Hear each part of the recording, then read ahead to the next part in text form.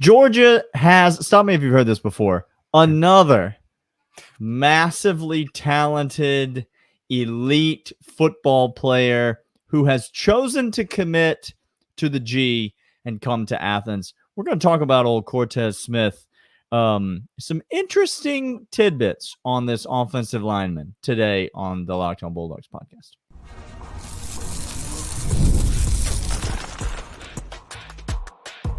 You are Locked On Bulldogs, your daily podcast on the Georgia Bulldogs. Part of the Locked On Podcast Network, your team every day. Welcome back, everybody. This is Daniel and Clint. We are Locked On Bulldogs. That's who we are. Thanks for being every single day or right here with us. Your first listen. We know that you love it. We love it. This episode is brought to you by FanDuel. FanDuel, more on them in a moment. Thank you, FanDuel, for all that you do. Thank you, everydayers. Thank you for first listen, downloads.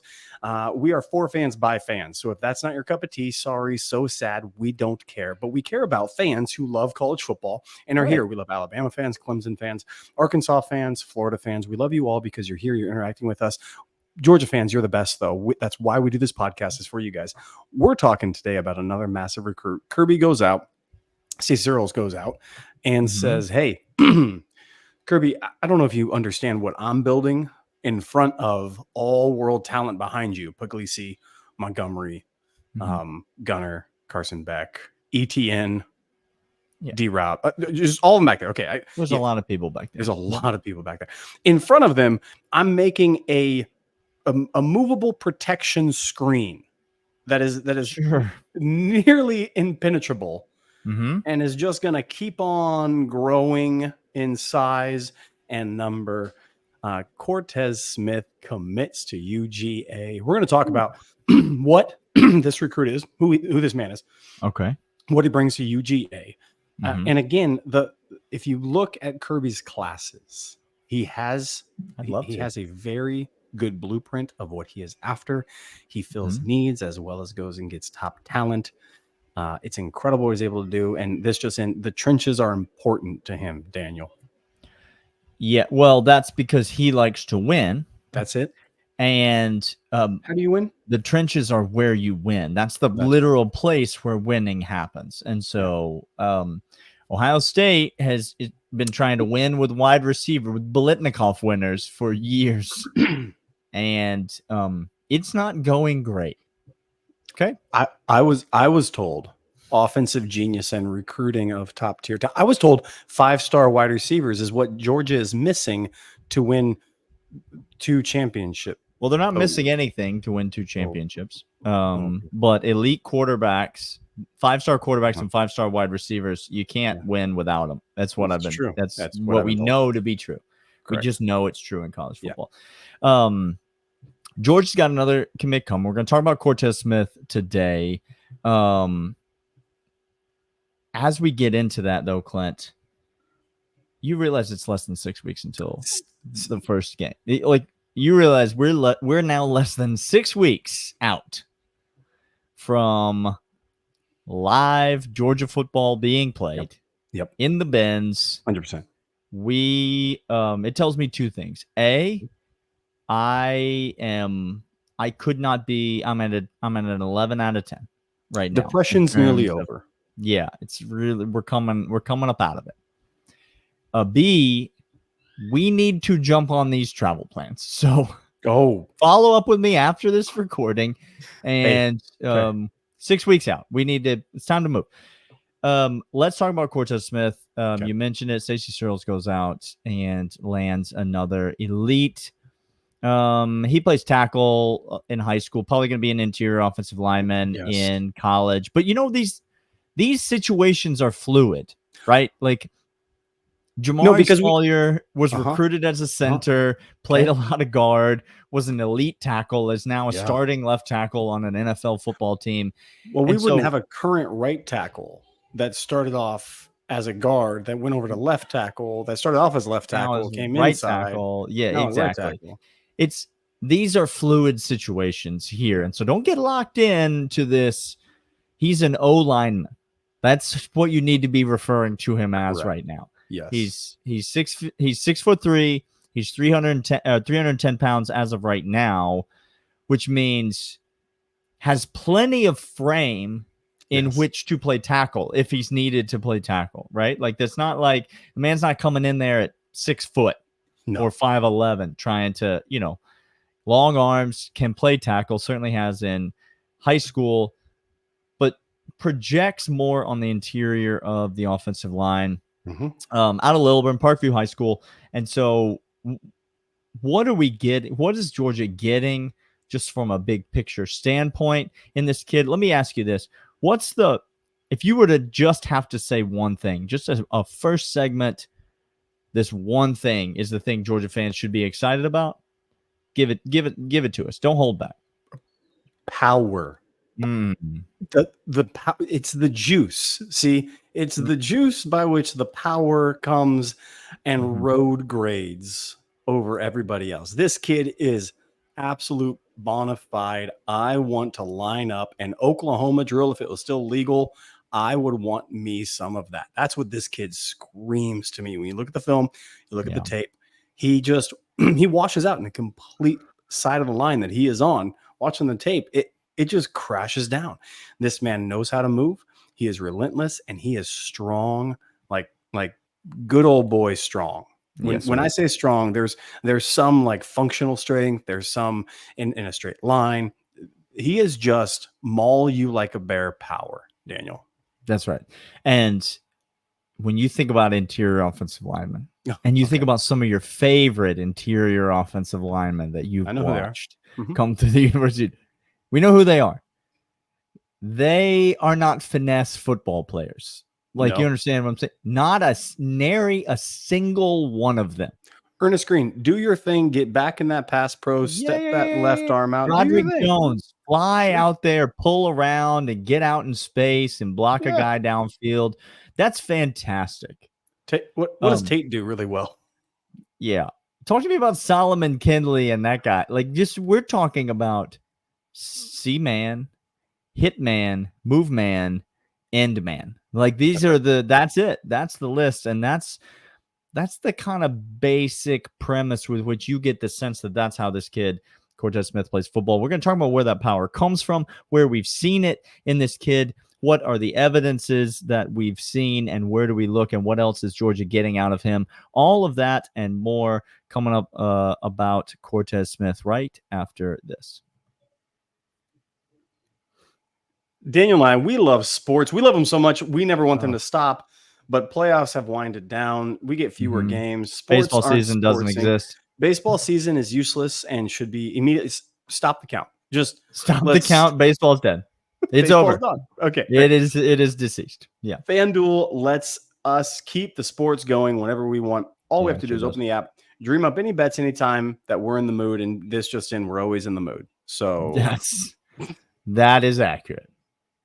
As this summer, FanDuel is hooking up all customers with a boost or a bonus daily. That's right. There's something for everyone every day, all summer long. Head over to FanDuel.com. Start making the most out of your summer. FanDuel, official sports betting partner of Major League Baseball.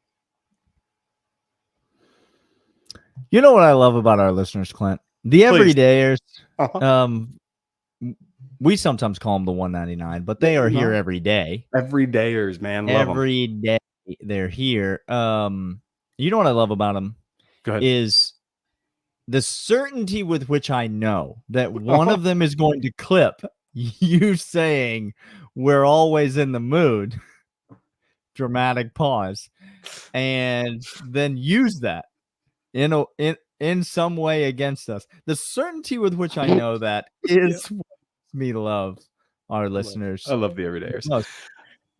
Let's talk about Cortez Smith, because you mentioned power. That's sort of the big picture, the one word to describe this kid's game. And you see it on the football field. Certainly when you watch the tape, you mentioned he just washes lines of scrimmage. He just moves people. But you see it a lot of other places as well. The kid's out here throwing shot puts, Clint. Yeah. He is throwing the discus. Anything with which any way in which you can compete, he is competing. We love track and field athletes when it comes to football players.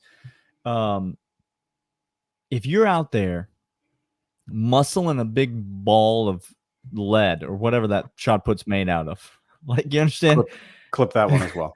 If you're out there heaving a shot put down the field, then you're gonna throw them hands inside the line of scrimmage. You're gonna hit a D tackle right square in the chest.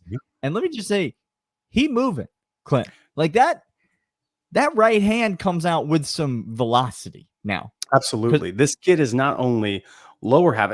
We always talk about it. Gets a little weird when you start describing these young men, but it's my wife's favorite thing to listen to people just talk about athletes as if they are like mannequins, farm animals. Yes. His drive with the legs is exceptional. His handwork is there. It's all road grading, but offensive linemen, things get dirty down there. I said in pre-production, it's like he lives to be the first guy to pancake somebody on a giant pile and then just bring as many people with him as he can. He just lives for moments like that. And you have to have grip strength. You have to have the coordination, shot putting and discus. You've seen those cats do that. That is not only a let me get on the bench and let me just rep it out. Right? Okay, sure. You can just muscle up and do that. It's not what you do with shot put or disc. You have to have core strength and core balance all the way through that to get every bit of how strong you are into it. And yeah, his forearm from elbow to fingertip. Is that important for a road grading power guy in the middle to go ahead and get onto somebody, not let them go, not hold, but also hold as you are taking a defensive tackle in the SEC somewhere? Of course, it's important. That's crucially important. These guys are cross-training. Cortez Smith is somebody who is unique skill set. He is a powerful, but he's a unique type of power. All power is not created equal, and he shows that. Yeah, and there's more to power than the weight room.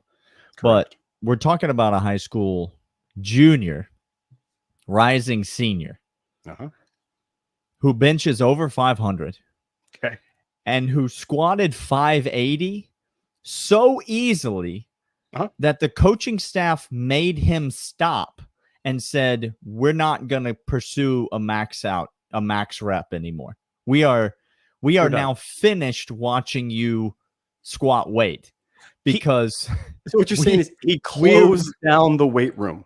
We ran out of plates. You understand what they were saying? They were saying, listen, young man, we don't have any more iron to put on that bar. And so we're going to call it 580 and we're going to say that's what it was. High school coach talks about the kid's work ethic. Yep. In addition to his power, says he's maybe the highest recruited kid on that team, but also the hardest working kid on that team. Let me ask you this, Clint. When Kirby Smart goes and recruits a player, I don't know. I heard him speak recently at SEC Media Days, but he wasn't crystal clear on this point. Does he value kids that work hard, or does he prefer kids who have been told their whole life they're really good, and so they just rest on that success? Yeah. Kirby, 10 times out of 10, and the 11th as well as, and the 12th and continued on, will always prefer the kid who is grinding, who is chopping wood. As he said many times poetically and waxed on about it, I'm after people who are working so hard for success, they don't even bother looking for it until it arrives. They're too busy working to even acknowledge that it's there, which is what you heard of him. Hey, Kirby, disappointing loss, disappointing season. Here's your record the last 3, 4, 5 years. And Kirby's like, I literally don't care. Like, you're the only one caring about this right now. I don't. Have fun doing that thing. I want kids that don't care about that. I want kids who come in and rep after rep after rep forget what they did the previous play, not because they have done so badly, but because I got to eat the next play. That's great. I got to feast. Play 1, play 2. Awesome. I'm still hungry. I want to eat 3, 4, 5, 6, all the way down until the end. Like my kids, as soon as we leave a restaurant in which I've paid a lot of money for them to have food, as soon as we leave the restaurant, I'm hungry. Inevitably, the first words that come out of their mouth. Those are the kinds of kids that Kirby's looking for. That I just think you play college football 25 on the PlayStation, the Xbox, whatever, right? You play this game. You're not looking for character in these kids, right? When you're recruiting in the game, you're just looking at stars, you're looking at ratings, you're looking at abilities, you're looking at do they have interest in your team? That is the only metric you're using. And so I think sometimes we can get lulled as fans into thinking that college football is just a video game, right? And like Kirby's just looking, you look for the best players and none of that matters. But that's just patently false. Better kids, better fits, guys who care more. You look at it, I mean, like we talked about SEC Media Days, which we're not going to like get into full deep dive on SEC Media Days, but you look at a Carson Beck who is willing to stay at a school even when he's getting passed over for the starting quarterback job. And now Georgia's in a premium position at quarterback because Carson Beck had the character to handle that decision that way. Kids with that kind of drive, that kind of work ethic, pay huge dividends for your program. And Kirby, it seems, certainly not immune from his off the field issues and his kids that are going to get in trouble. And we talked about last episode, guys getting kicked off the team and, all the speeding stuff and how dumb it is and whatever. But Kirby always seems to find one or two of these guys who are talented, yes, but also just freaking driven beyond belief and seemingly impossible to stop based on their sheer will to compete. Cortez Smith seems to me to be one of these kids. He just seems like the kind of kid that hates to lose, that just wants to work so hard because he hates losing and he wants to win and he doesn't care how much pain he has to go through in order to get there. Correct. We're going to come back after this. We're going to talk about what this means for Kirby and the recruiting that he has. But first, these.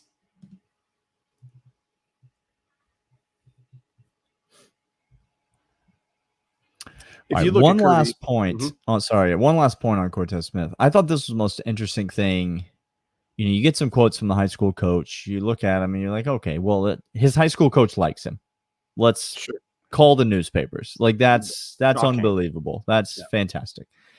But you see some of these quotes from the high school coach are like, you don't have to say these things. Like you could say just normal things. He's very good. He helps our team win.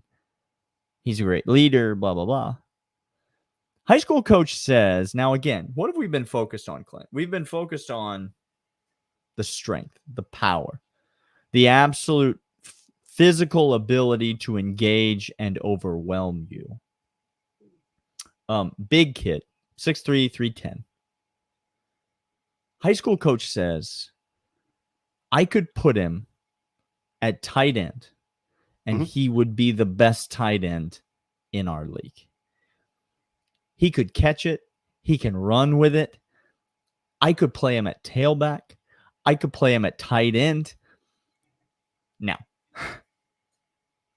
when you talk about that kind of athleticism mixed with that kind of power, all of a sudden, you're not just able to win in a phone booth. No. But you're able to drive guys out of the way. You're able to disengage and get to the second level. You're able to pull. You're able to do some things like, yes, he's going to have to learn technique. Yes, he's going to have to get in the film room. Yes, he's going to go up against insane competition. Yes, he's going to have to adapt to the speed of the SEC, all of those things. But you start with those two attributes, the athleticism, the strength, and then you add on to it the drive to compete.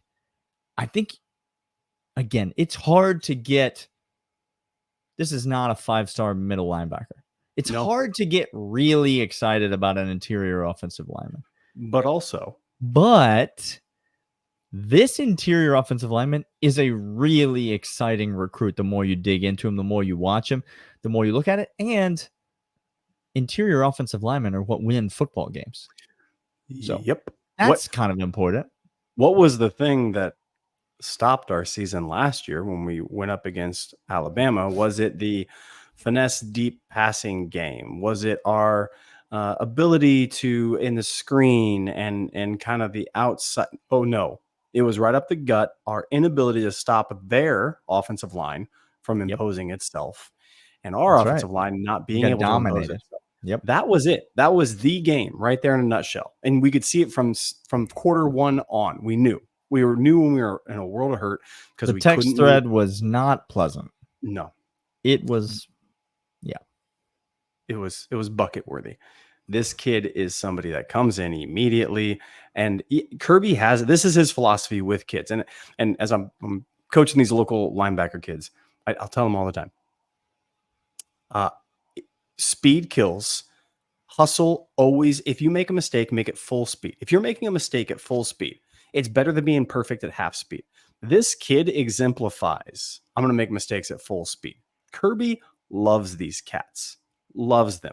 If you are grinding, if you are hungry, if you are athletically inclined and nasty and have a mentality that matches your physique, Kirby gonna find you. It doesn't matter what star you are. It literally does not matter what star you are. Well, Kirby looks hard at star rankings, and so he would. He will probably be insanely motivated by those. Nope. Does his own recruiting, does his own film, does his own study, does his own understanding. And when he sees this kid, he sees he's making mistakes full speed. I need to get him in here, and I have coaching that to develop him. I don't need kid who comes in who it's great. It's a bonus when you get a kid who understands the game really, really well. It's always, but it's not like the coach kid special. You know, the coach's kid on the basketball team that always gets the Scully to some school somewhere down the line because he just knows the intricacies. That's great. Welcome. That's great. Nice. Kirby will take hungry kids rather than little suck-ups all day long. He's not Iowa. This kid would fit in Iowa because they're maulers over there because they don't have anything to do in life. And so they're just angry in general and they hate their world. That specifically pointed, but go on. Kirby wants this match is exactly what it is. 9 out of the 21 so far recruits come in the trenches, Daniel. 9 out of the 21. That's what I was just about to say. I was about to go there. This 2025 class, I know it's not the number one class right now in the rankings. I know Ohio State and Alabama is still ahead of us. Yeah, we got 2 on the line. Oh. Yeah, we're moving up. It's really exciting to me, this 2025 class. Not necessarily because of the overall rank, but because of the makeup of who's in this class. It's by no means finished. It's a long way from being finished, but it's a very interesting and a very exciting class that Kirby's putting together. And I think this kid, Cortez Smith, is a big part of it. By the way, Clint, this is not in no way related to this young man or Georgia recruiting at all. Okay, we're off the rails now. Great. We're well into the third segment. Yep. You know. Yep. Have you seen Zamir White lately? Okay. Daniel, 2 ex-UGA players took pictures with some folk this last weekend. Oh, you want to talk about not enough weight on the bar? Nick Chubb emerged again, and he's not a human person. We all knew that. Okay, I wasn't even surprised by that. A lot of y'all and I know it's very impressive what he's doing, coming back again. And that injury, I remember I was in a hotel room and I was watching that game live, and I remember it vividly. But let me just say this. I don't know that I saw this version of Zamir White coming. I know it's we're talking about just a pictures of dudes in a sleeveless t-shirt. Okay. So it's a lot to base some predictions off of, but I'm not just talking about that. I'm talking about depth chart. I'm talking about role. I'm talking about what we saw last year. Listen to me, Clint. Zamir White might be in the top 5 rushing yards for running backs in the entire NFL this year. Zamir White might be about to just insert himself into among the most dominant running backs in the league. Just I live in Raider County over here, and Daniel, the buzz of people talking about the offense because it runs with Zamir and everybody else they let go bye. Oh, they didn't need him. And then he shows up smuggling 16-pound bowling balls underneath his shirt. Like, I mean, we're talking about like, dude looks like a cartoon character right now.